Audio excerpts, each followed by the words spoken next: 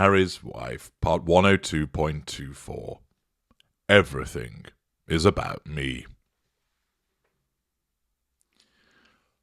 More and more people are seeing through Harry's Wife. And an article by Alexander Larman in The Spectator magazine proves this point exactly.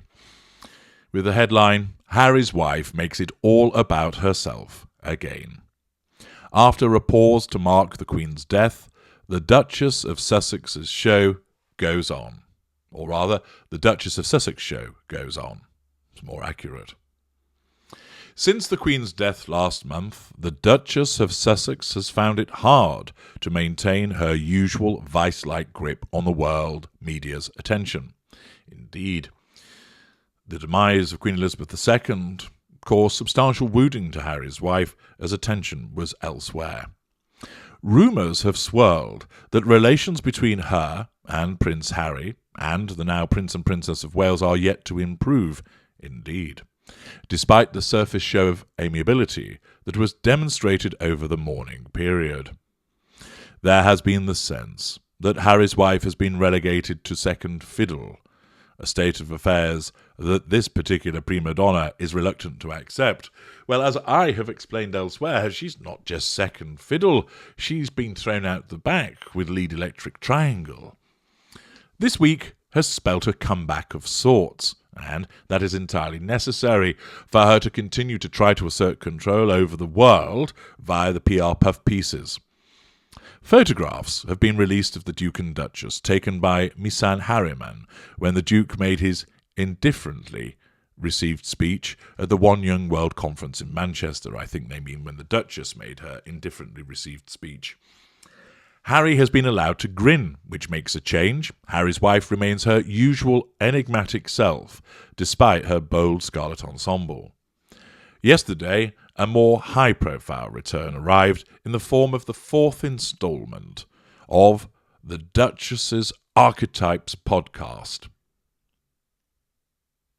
After a hiatus occasioned by the necessity of mourning the Queen, once again, it has demonstrated Harry's wife's genius for backing into the spotlight with her usual innate ability to make herself the centre of attention, regardless of the subject. And of course, that is her narcissism working ever so hard to ensure that it seeks out the prime aims by making her the centre of attention. This week, Harry's wife and her guests, the journalist Lisa Ling and the actress and comedian Margaret Cho, have explored Asian stereotyping, in particular the so-called Dragon Lady archetype, beloved by lazy screenwriters and directors alike. Yet, there's no doubt that it is the Duchess's life and experiences that are the ones of most interest to the executive producer, or also known as Harry's wife.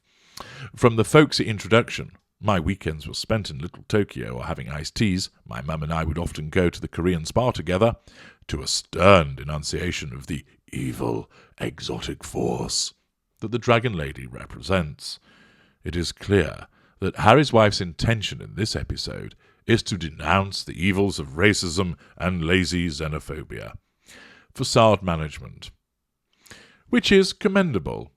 Unfortunately, it will not come as a surprise to anyone listening to the podcast that her guests are barely allowed to make any impression so dominant as the host.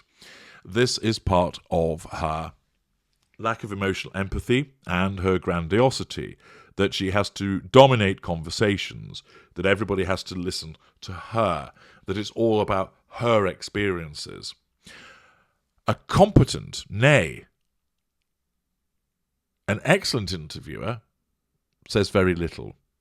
They ask the pertinent questions, and they do so to always highlight, to showcase their guest, not to keep talking about their own experiences. An inexperienced interviewer may well do that. Doesn't denote that they're a narcissist. They just simply keep, in an attempt to convey understanding, they go off on a frolic of their own, talking about their own experiences, analogous to those, or similar to those of the person that's being interviewed. However, the narcissist, of course, can't allow somebody to steal the limelight. It has to be about them. And irrespective of the fact that they're the interviewer and the guest is the one that should be in the spotlight, the narcissism won't allow that to happen. Returning to the article, Cho makes an interesting point about Anna May Wong, the first Chinese-American star who found herself trapped in roles that cater to the Dragon Lady archetype. Harry's wife, however, is unwilling or unable to discuss her further, and so the idea is not pursued. Indeed, the fact that Cho makes an interesting point about somebody that probably Harry's wife has never heard of, such as her limited understanding of the world, and therefore, because it's not something that interests Harry's wife, not something that she can maximise through her narcissism, the point isn't pursued. She's not there to create things that are interesting to her audience. She's there to ensure that she is the star. The article continues. There is criticism of Tarantino's Kill Bill films and, in a more obscure fashion, Mike Myers' Austin Powers movies for promoting caricatures of women of Asian descent as over-sexualized or aggressive.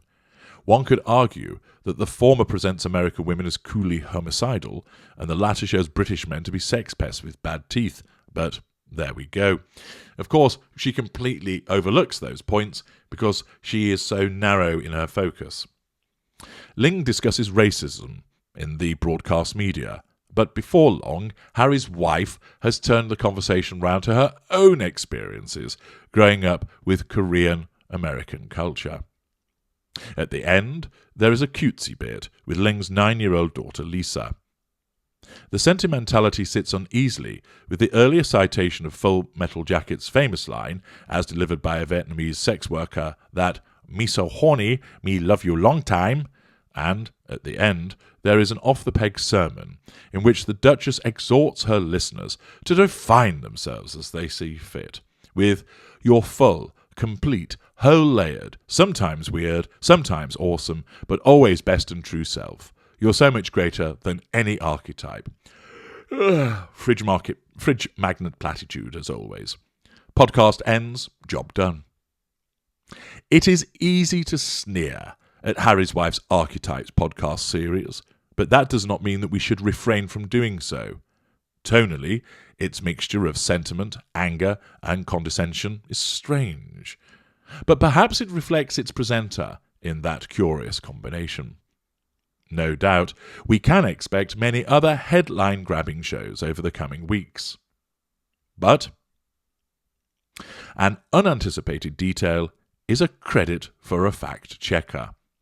If one was to be used in all of the Duchess's public statements, let alone future podcasts, it could well be a full-time job, with the necessity of overtime. A biting article by Alexander Larman, but entirely accurate in showing the way that Harry's wife has a banal, beige approach to these podcasts, and, of course, it is simply the Harry's Wife show, again and again and again. And as you all know, that's because it's driven by her narcissism, with its incessant need to assert control, draw fuel, acquire character traits from her guests, and, as we've seen, throw in some porky pies by character trait acquisition from elsewhere. I'm H.G. Tudor. Thank you for listening.